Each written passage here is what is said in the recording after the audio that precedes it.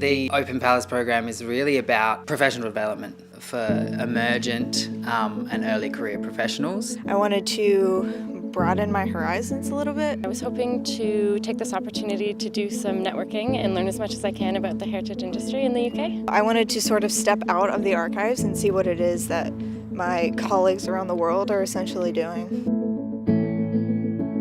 So you spend 3 weeks travelling from place to place in Scotland, different historic houses, castles and palaces, and you work with the heritage professionals that work there to learn about what they do. We learn a little bit about the issues that they have, the constraints that they work under, and then we complete a little bit of a challenge. Sometimes we provide feedback on what they could improve or like what we really like about what they're doing. And we get a little more behind the scenes and what it takes to essentially run these different institutions. It's fun to go into these behind the scenes spaces and learn from the people who actually work at a castle what challenges they face, and you notice that they're unique to that specific location, but there's also common themes that run across the entire industry that you can recognize. It's a combination of networking, meeting professionals, being in real professional situations and workshopping challenges.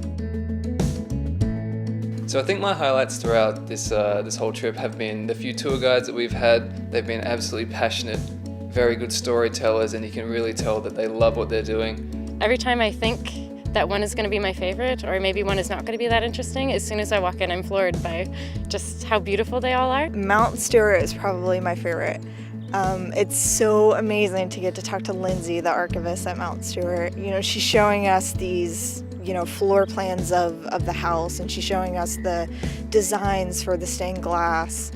The highlight for me is when the professionals share the back of house information, the information about these homes as residences often. So it's a very different atmosphere that I don't normally get to deal with, and I love that.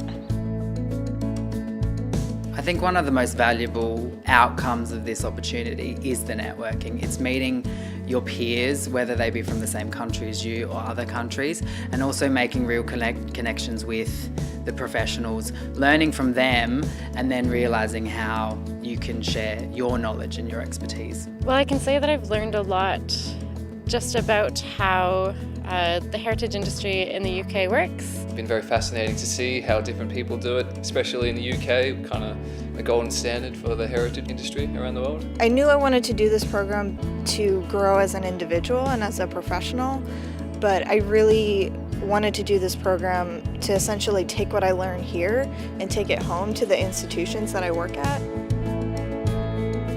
I think professional development is really about how committed you are to your career, and if you want to participate in the life of a sector, in the life of this arts and cultural sector, then give it a go. I've never had as much fun in my whole life as I had on these 3 weeks. You're not going to get experiences like these anywhere else, and it really is. You get privileged access to some really incredible sites, and it definitely for me has been well worth it.